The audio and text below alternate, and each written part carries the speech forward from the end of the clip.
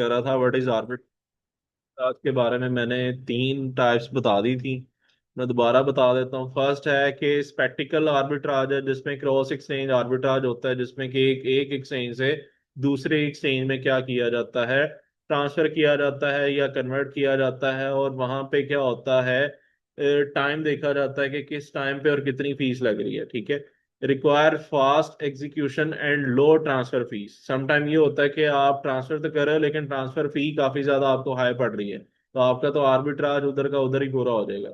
सो ये spectacled, for example exchange ए में 3 लाख 1,20,000 का मिल रहा है, दूसरी एक्सचेंज पे 1,50,000 का मिल रहा है, तो वहां पे जाके आप कन्वर्ट करते हो और आप वो प्रॉफिट गेन करते हो।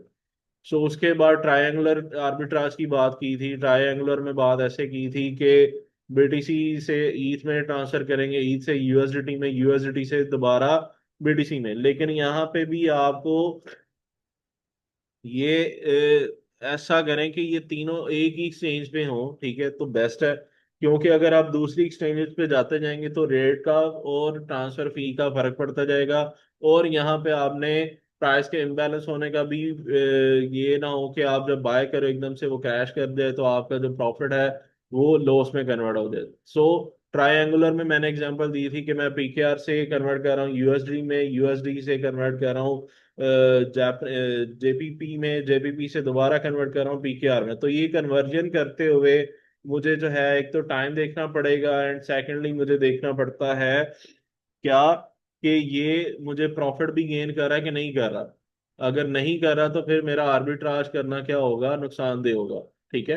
वो कैलकुलेशन होती है, आप इसे पेपर पे कैलकुलेट करके देखते हो पहले, ठीक है। ऐसे नहीं कि आप लाइव पे जाके देखते हो, आप सबसे पहले बीटीसी को अथीरियम में कन्वर्ट करो, आपको कितना मिला, ठीक है। वो मिलने के बाद फिर आप उसको यूएसडीटी में कन्वर्ट करो, ठीक है, आपके पास यूएसडीटी आ गए इतने, फिर उसके बाद दोबारा बीटीसी में कन्वर्ट करो। वो कन्वर्जन आप कैलकुलेटर से भी कर सकते हैं। तो अगर आपकी कन्वर्जन में कोई आपको प्रॉफिट गेन हो रहा है तो आप ये काम कर सकते हो।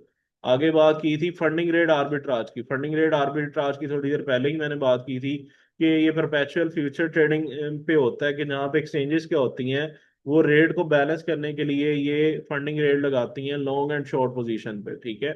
उसके बाद होता है डिसेंट्रलाइज एक्सचेंजेस आर्बिट्राज। इसको हम नहीं पढ़ रहे क्योंकि हम डिसेंट्रलाइज पे काम नहीं कर रहे। ये बेसिकली होता है जैसे कि पैनकेक स्वैप है, यूनिस्वैप है, इन एक्सचेंजेस पे ये आर्बिट्राज लग जाता है, ठीक है। इसमें सीन ये होता है कि लिक्विडिटी प्रोवाइडर होते हैं, ठीक है, वो ये आर्बिट्राज में इस तरह के मामला को लेके चलते हैं। इसको आप छोड़ दें। Statically arbitrage use quantitative model and algorithm to find pricing. Okay okay, अच्छा, ये एक अच्छी चीज है। स्टैटिकली आर्बिट्राज में आप क्या करते हो, एल्गोरिथम के जरिए यूज करते हो, या सिंपली आप ऐसे देख लो इसको कि यहाँ पे शायद मैंने कोई वेबसाइट निकाली थी उस दिन।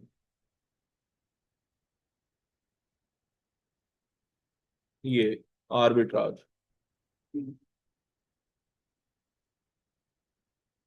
चल रहा है, सही है अभी।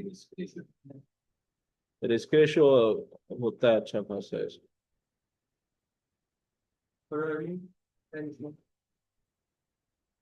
ये एक वेबसाइट है, ठीक है, बिट गैप है, ठीक है, स्मार्ट क्रिप्टो ट्रेडिंग। ये ट्रायल पे काम करना पड़ेगा मुझे।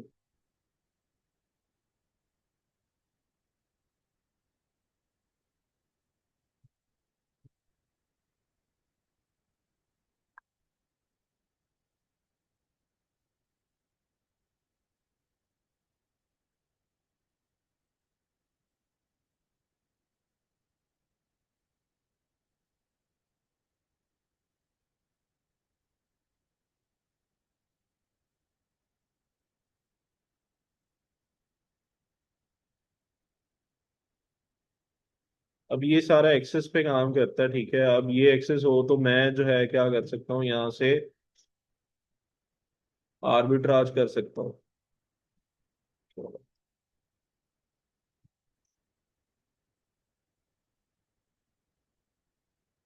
ये ले ली। अब यहाँ पे आ जाते हैं, ये क्रिप्टो फंडिंग रेट आर्बिट्राज से रिलेटेड मैं बता देता हूँ, ये देखें। अब AIOT है, मैक्सिमम स्प्रेड ये है। अब MEXC पे इसका फंडिंग रेट ये चल रहा है, 0.8 है। गेट पे इसका 0.5 है। ठीक है, 0.72 क्यूकॉइन पे है। ये आपको फंडिंग रेट बताता है कि इस एक्सचेंज पे इस रेट पे ये फंडिंग रेट है। इसमें ये भी एक फायदा होता है। ठीक है। आप इसके अगेंस्ट जो है वो ट्रेड ले लो। ठीक है। ये बेसिकली काम करते हैं फ्यूचर वाले। उनको क्या होता है कि प्रॉफिट एज सच इतना नहीं होता, लेकिन फंडिंग फी से उन्हें पैसे मिल जाते हैं। ठीक है। फंडिंग फी से जो है वो उतनी देर होल्ड रखते हैं, तो उनको फंडिंग रेट की वजह से ना उनको उनके अकाउंट में पैसा आता है।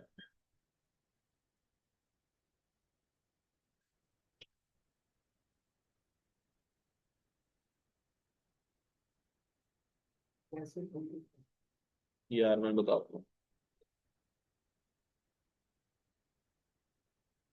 अब आप लोग ट्रेड ना ले लेना, ठीक है, खुदा का वास्ता है। अब ये देखो, AIOT कॉइन है। ठीक है। अब यहाँ पे फंडिंग रेट चल रहा है 0.8327, क्या है, नेगेटिव में। ठीक है। अब मैं जाके पहले इसका देखूंगा चार्ट। ठीक है। अब नेगेटिव में अगर हो तो क्या होता है, मैंने उस दिन भी बताया था। ओ ये नहीं है, ये देखो। फंडिंग रेट अगर नेगेटिव में है तो जल्दी फिर पंप करता है। फंडिंग रेट अगर नेगेटिव में है तो आप ट्रेड किस लिहाज से लोगे, कोई पता? ये सर पंप में मतलब bullish long. Funding rate basically जब माइनस में आता है ना, तो माइनस में आने का मतलब ये है कि स्पॉट में प्राइस अप है, फ्यूचर में प्राइस थोड़ा सा डाउन है। ठीक है। तो वो क्या करते हैं, उस फंडिंग रेट के जरिए उसको बैलेंस करते हैं। ठीक है। और बैलेंस में ये होता है कि आप ये प्राइस जो है, एक मिनट ठहरो, मैं लगता है कंफ्यूज हूँ इस मामले में। ठहरो ठहरो ठहरो ठहरो।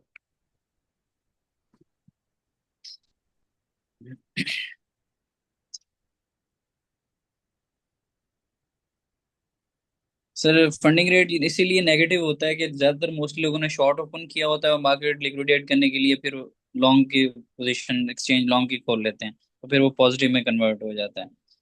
यानी जो फंडिंग रेट चल रहा होता है करंटली, अगर वो नेगेटिव में है तो फिर वो ट्रेड पॉजिटिव जाएगी, अगर वो पॉजिटिव में है तो ट्रेड नेगेटिव जाएगी। अगेंस्ट इनवर्स होता है रेशियो।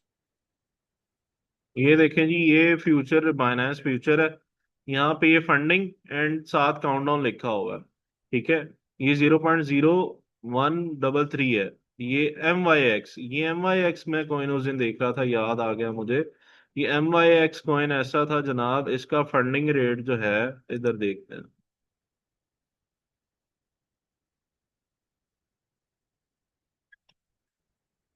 1 घंटे का वो टाइम फ्रेम था इसका, वो काउंटडाउन था।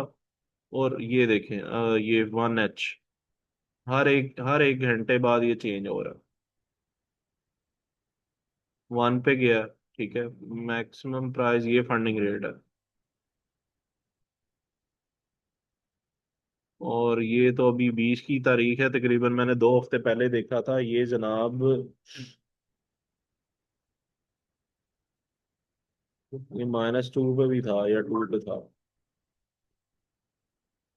20 आठ, 20 आठ, last last 40 time, last 20 time नहीं मुझे चाहिए। अब यहाँ पे वो इंटरवल के लिए मुझे ज्यादा डिटेल में जाना पड़ेगा। लेकिन फंडिंग रेट में ये आप सुन लो कि अगर ये पॉजिटिव है ना, तो जिन्होंने शॉर्ट ओपन किया है, ठीक है, और बायर है इसका, यार आपको स्टेटमेंट पढ़ के मुझे कंफ्यूजन होगी है इसमें। एक मिनट।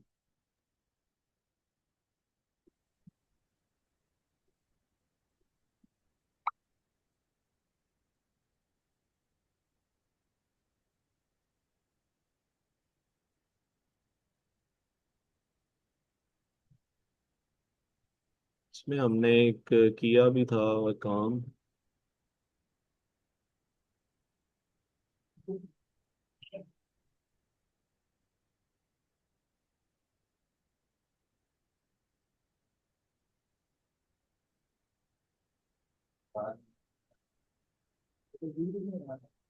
अच्छा, अगर नेगेटिव हो ना तो शॉर्टर जो होते हैं वो लॉन्गर को पे करते हैं। ठीक है। अगर नेगेटिव यस सर। यहाँ पे है, ठीक है, तो वो क्या करते हैं, अब यहाँ पे बात कर लेते हैं दोबारा। अगर ये नेगेटिव है ना, तो ये शॉर्टर जो है ना, जिन्होंने शॉर्ट पोजीशन ओपन की हुई है, वो क्या करते हैं, वो लॉन्गर को पे करते हैं। लॉन्ग। और अगर यहाँ पे पॉजिटिव है फॉर एग्जांपल ये, तो ये जो लॉन्गर है ये शॉर्टर को पे करेगा। ठीक है, ये इसमें बस देखने के लिए चीज होती है। अगर यहाँ पे फंडिंग रेट -2 है, ठीक है, तो शॉर्टर क्या कर रहे हैं, अपने जो यूएसडीटी के हिसाब से मार्जिन है, वो मार्जिन के हिसाब से वो पे कर रहे हैं। ठीक है, किसको, लॉन्गर को। सो इसमें ये होता है अक्सर कि जो ये होते हैं ना ट्रेडर्स, वो अक्सर इसके अगेंस्ट ट्रेड लेके, यानी कि इसने शॉर्ट पोजीशन ओपन किया और -2 रेट सारा वो लॉन्ग कर देता है। ठीक है, उससे क्या होता है कि ये इस फंडिंग रेट में से ही उनको प्रॉफिट अच्छा खासा हो जाता है। ठीक है, लेकिन ये भी रिस्की है। ठीक है, कोई एनालिसिस नहीं है, रिस्की है। ये भी एक किस्म का आर्बिट्राज ही है।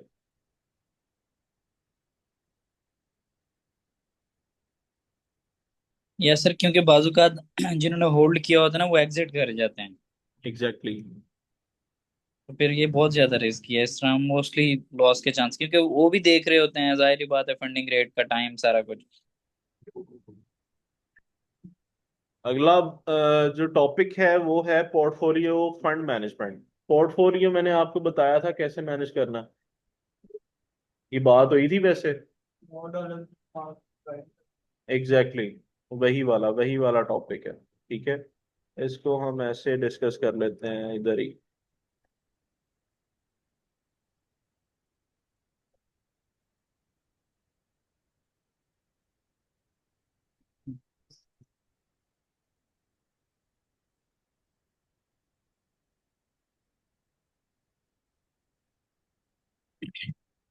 ये फंड मैनेज देख लें, ये थोड़ा सा इंपॉर्टेंट है कि आपने अपने फंड को कैसे मैनेज करना है। सभी आप ना पेन पे लिखना है लिख लो, या एक कैलकुलेट निकालना है निकाल लो, ताकि आपको ये चीजें याद रहें।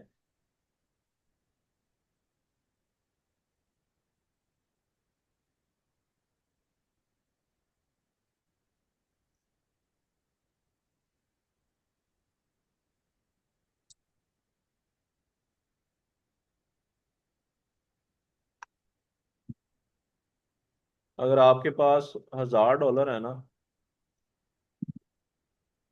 ठीक है, तो आपने सबसे पहले उससे क्या करना है, डिवाइड करना है कितनों पे, 3 पे। ठीक। ठीक है, आपके पास आंसर क्या है, कोई बताया मुझे। 3 पॉइंट 3.33। थ्री थ्री आप इसे राउंड फिगर कर लें। ठीक है, 3.33। 3.4। ठीक है, और बाकी 3.3 का। ठीक है, ओके हो गया। अब सर ये 4 तो तब होगा जब ये 3 5 से 5 हो या 5 से अबव हो, ये 3 3 रहेगा। नहीं, एक पे 3.34 कर लेना, बाकियों पे 3.3 रहने देंगे। हाँ, ओके। रिकॉर्ड हो रहा है, चेक करो, रिकॉर्ड हो रहा है। हाँ, ये हो रहा है यार, रिकॉर्ड हो रहा है। हाँ, आप ना सुनना इधर है, कानों को हाजिर ना रखना, रिकॉर्डिंग पे रहना बस। ये देखा, लेजीनेस देखो। हम जिंदा कौम है। अच्छा जी, अब आपके पास पहला था, हमने क्या डिस्कस किया था, इंट्रा।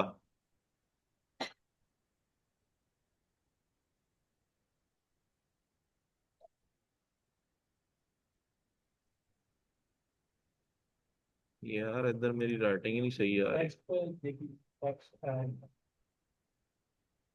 नहीं इधर, मैं इससे ना सर खत्म, वो टेक्स्ट पे टेक्स्ट कर से ही लें। लिख लेते हैं। ठीक है, इंट्रा डे। ठीक है, 3.34। आगे स्विंग कितने, 3 3 4। एक मिनट यार।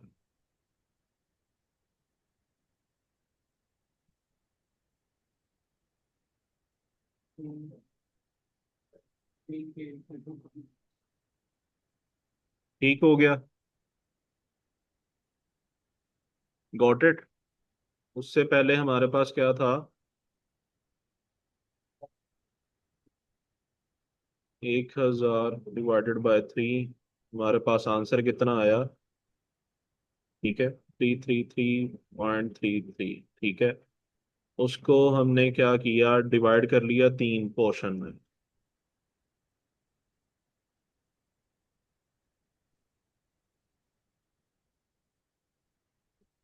ओके। अब आगे इसकी सुने, इंट्रा का क्या करना है। आगे इंट्रा के लिए हमने 334 डिवाइडेड बाय 3। आंसर बताओ जल्दी। 334 डिवाइडेड बाय 3।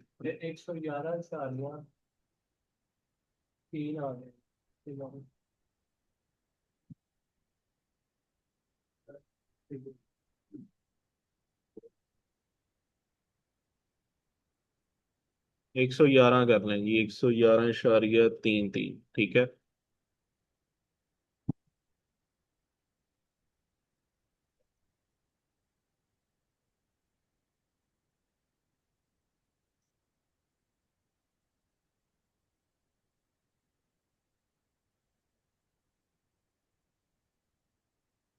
अब इसमें हमने पहली एंट्री रखनी है।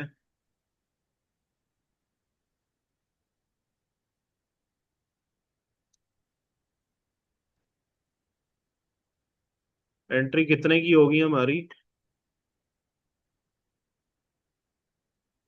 20%। इसको आप ऐसे भी कर सकते हो, ठीक है, कि आप 5 पे डिवाइड कर लो, वो और आसान हो जाएगा आपके लिए। ठीक है।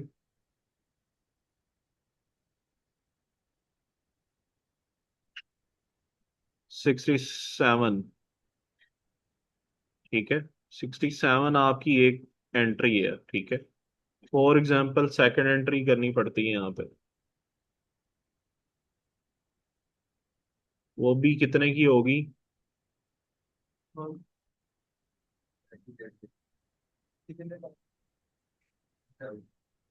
वो होगी आपकी 134 की। पीछे आपके पास दो मजीद एंट्रीज पड़ी हैं। ठीक है। थर्ड एंट्री भी आपकी क्या होगी?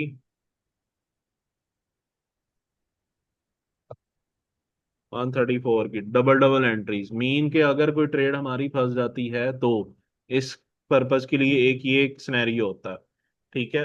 अब सेकंड सिनेरियो की बात की जाए तो यही हमारे पास है, इंट्राडे ट्रेड।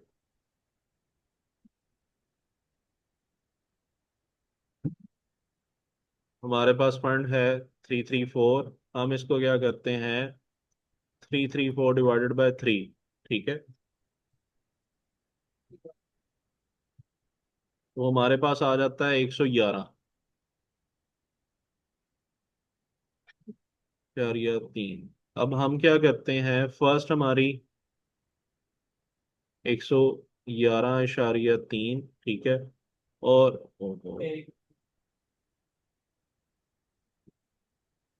111 की करें, आप राउंड फिगर करनी है आपने, कभी भी एंट्री इशारिया में नहीं लेनी, पॉइंट्स में नहीं लेनी। ठीक है, 111 की ले ली। ठीक है। अब आगे सेकंड एंट्री की बात करें तो सेकंड एंट्री हम कितने की करेंगे? हम इसमें क्या वो भी करते हैं, एक सौ सेकंड ग्यारह सेकंड एंट्री भी 111 की ही करते हैं। ठीक है। फिर थर्ड एंट्री के लिए हमारे पास बैकएंड पे फंड पड़ा होता है 112। ठीक है। ये होता है इंट्राडे ट्रेड का फंड मैनेज करना। ठीक है। इंट्राडे ट्रेड के मैंने दो पार्ट बताए हैं, एक में जिसमें आप 5 से डिवाइड कर सकते हो, और एक में जिसमें आप 3 से डिवाइड कर सकते हो। अगर आप रिस्क जो है कम लेना चाहते हो तो आप 5 से डिवाइड करके 67 के आप ट्रेड लो और आगे उसे एग्जीक्यूट कर लो। आगे बात करेंगे स्विंग की। स्विंग सिंपली इसमें हम रखते हैं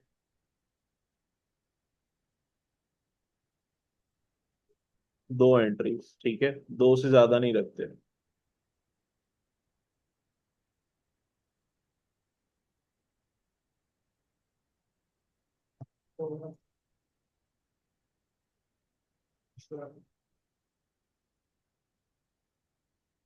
£166.5, ठीक है, हम इसे राउंड करके क्या करेंगे, फर्स्ट कर लेंगे 167 वन 167। ठीक है, और सेकंड करेंगे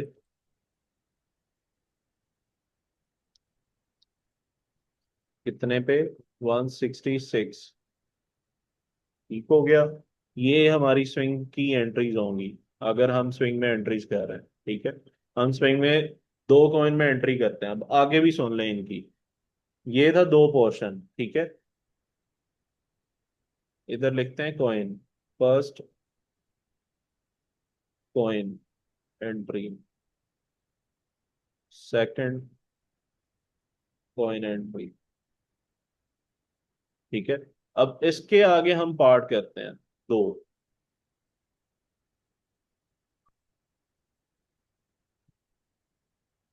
ठीक है। हाँ, सर इसे ब्रैकेट में आगे लेके जाए। 83, ठीक है। अब ये फंड आया आगे, हम इसको ऐसे कर लेते हैं,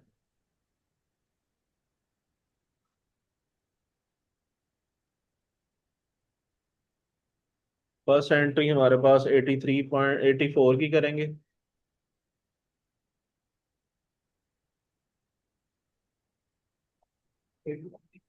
84, एंड सेकंड प्लस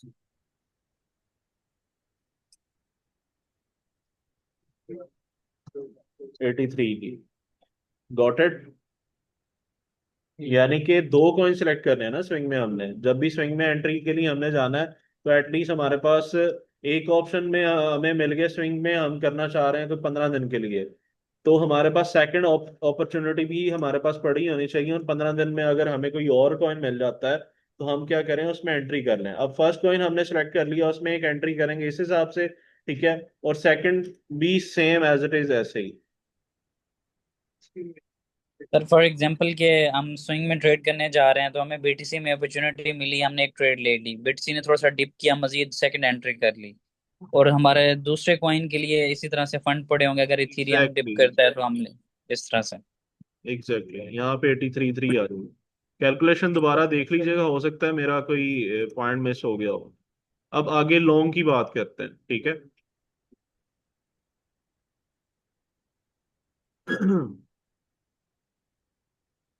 लॉन्ग में हम क्या करते हैं, लॉन्ग में हम सिंपली क्या करते हैं, एक साल के लिए अपना फंड या 6 मंथ के लिए अपना फंड बाउंड करते हैं, ठीक है।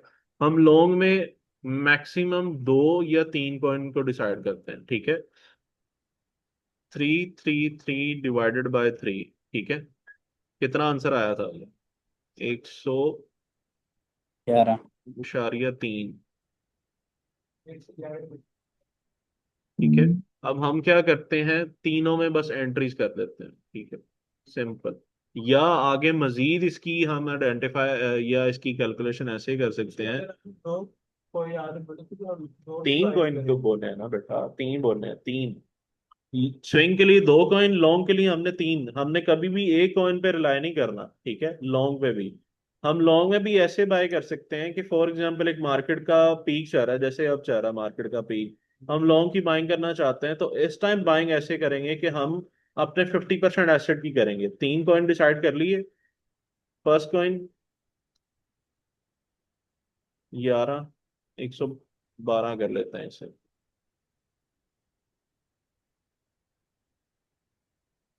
ठीक है, 112, ठीक है।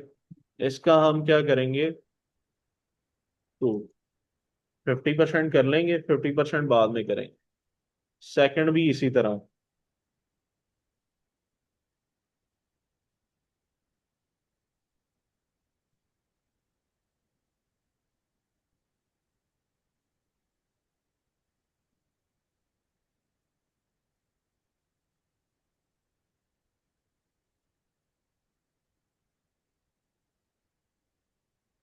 अगर तो मार्केट का पीक चल रहा है तो हम इसको डिवाइड कर देंगे टू पे, और अगर मार्केट का पीक नहीं चल रहा, मार्केट जो है वो बेरिश है, ठीक है, तो हम क्या करेंगे, हम अपने एसेट को 100% यूज कर सकते हैं, ठीक है।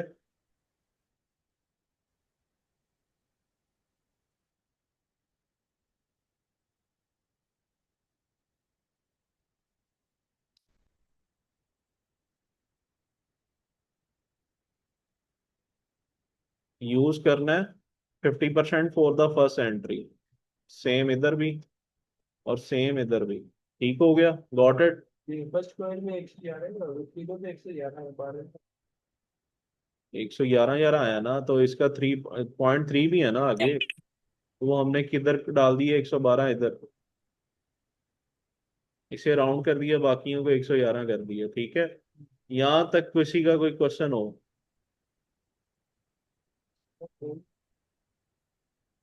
सर ये तो सारी स्पॉट की हो गई, फ्यूचर में है ऐसा आपका कोई बताने का इरादा? गन्ना ले रहा हो? नहीं भाई, फ्यूचर में मैं नहीं अभी बता सकता आपको।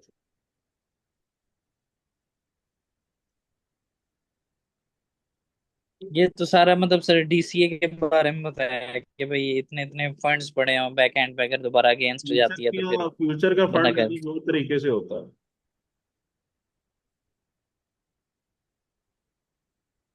यस सर, वो तो डिफरेंट तरीके से होता है, क्योंकि उसमें हमने लेवरेज को लिक्विडेशन को दूर लेके जाना होता है, मार्जिन उस हिसाब से यूज करना होता है, और बैक एंड पे हमारे पास फंड्स पड़े होने चाहिए। फ्यूचर में ऐसे होता है, वो भी सुन लो थोड़ा बहुत। ये इधर आ गया फॉर स्पॉट। ठीक है, 1000 डिवाइडेड बाय 30, कितना आंसर आएगा? नाइनटी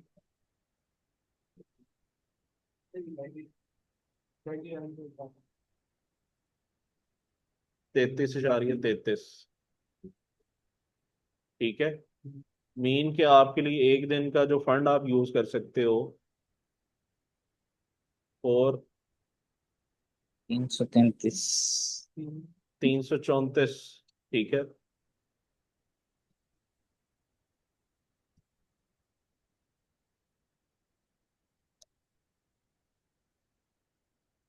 ठीक है, ये आपका मार्जिन है फॉर द फ्यूचर, 34। आप एक दिन में 34 से ज्यादा ट्रेड नहीं ले सकते। अगर आपके पास पड़ा है $1000, वो बाकी अगली बात लेवरेज पे डिपेंड करती है। लेवरेज क्या यस है, सर। कितना आप लेवरेज ले रहे हो, 5x है, 10x है। ठीक है, लेकिन फंड आप 34 यूज कर सकते हो। उसकी कैलकुलेशन ऐसे होती है, 30 पे आप डिवाइड करो जो आपके पास आया है, $34। ठीक है, राउंड कर लें आप, वो $34 आपने यूज करना है, उससे आप प्रॉफिट गेन करो। बाकी आपकी इससे ये होगा कि लेवरेज कम लेके, या लेवरेज थोड़ी सी ज्यादा भी ले लेते हो, ठीक है, चाहे तो फंड मार्जिन कम यूज करें। तो आपकी लिक्विडिटी जीरो पे चली जाती है। इसका भी कार्बन ऐसे उसमें इंट्रा नहीं होती, स्विंग में नहीं होती, लॉन्ग तो होती नहीं उसमें। फ्यूचर में कहाँ पे लॉन्ग होती है? फ्यूचर में जस्ट ट्रेड होती है। फ्यूचर में जस्ट ट्रेड है, वो आप कह लें कि आप इंट्रा ही है वो। ठीक है, कैल क्या इंट्रा। ही कर सकते हो। और इंट्रा का मैंने बताया कि आपके पास $1000 है, 30 पे उसको डिवाइड करके आपके पास आ गया मार्जिन। ठीक है, मार्जिन आ गया $34 का। अब आगे आप क्या कर रहे हो, लेवरेज ले रहे हो, लेवरेज ली। लेवरेज अगर आप 75x भी ले लेते हो, बाइनेंस पे अभी मैं बात कर रहा हूँ, या किसी भी एक्सचेंज पे ले लेते हो, तो आपकी लिक्विडिटी जो है वो तकरीबन जीरो आएगी, तकरीबन के 100% जीरो आएगी, क्योंकि आप अपने टोटल फंड का 1% यूज कर रहे हैं। ठीक है, टोटल फंड का 1% होगा या नहीं, तकरीबन आप, मैं कह सकता हूँ, मुझे अब कैलकुलेशन में नहीं घुसा। ठीक है, 33% देंगे। हाँ, 30% नहीं, रहेगी। 30% नहीं है, 100 का 30 होता है। तो 30 ये होगा। 3% है। तो 30 का तो सर 20। 3% होगा या वन तीन परसेंट परसेंट होगा, है इससे टोटल ज्यादा फंड। लिक्विडिटी एक करीब आ हजार जाती है। तो $1000 का ये तकरीबन 3% है। Yes sir. तो $30 100 का तकरीबन। 30 होता है, 100 का अगर 30 निकालें तो वो 30% होता है। 1000 है, 1000 का अगर 33 निकला तो वो 3.3% है ये। ठीक है, यस सर। तो 3.3% तो राउंड वैसे कर दिया है, वो 3.4 हो गया, 3.4% फंड यूज हो रहा है। तो 3.4 अगर फंड यूज हो रहा है, तो आप लेवरेज मैक्सिमम भी ले रहे हो, तो आपका जो क्या होगा, वो लिक्विडिटी आप, प्रॉफिट लॉस। ठीक है, और आपके प्रॉफिट के चांसेस बढ़ जाते हैं। और फ्यूचर में ऐसा होता है कि अगर आप ट्रेड कर रहे हो, तो एक ही ट्रेड करो, मल्टीपल ट्रेड कभी आपने ओपन नहीं करनी। उससे आपका ये होगा कि आपने फॉर एग्जांपल एक आपकी ट्रेड अगेंस्ट चली गई है तो उसे निकालो, ठीक है। सेकंड में ये होगा कि आपको प्रॉफिट तो आ सकता है। अगर आप मल्टीपल ट्रेड ओपन कर लेते हो तो उससे आपका नुकसान ये होता है कि आपके जो लिक्विडिटी प्राइस है वो नेयरेस्ट आ जाती है। इसमें आगे आप आइसोलेट में रहते हो, हेज में जाते हो, ठीक है, क्रॉस में रहते हो, ये डिपेंड करता है, ठीक है।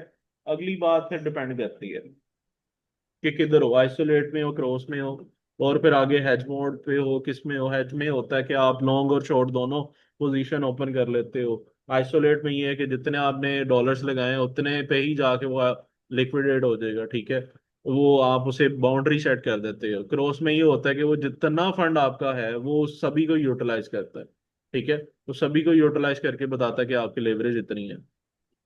ऐसा नहीं भी करो। Yes sir. आइसोलेट में वो एक बाउंड्री सेट करती है, 34 है, 34 के हिसाब से वो लेवरेज बता देगा आपको, ठीक है। लेकिन क्रॉस सबसे बेहतर रहता है। आइसोलेट में आप बार बार अपना लिक्विडेट होते रहोगे। ये था जी फंड मैनेजमेंट।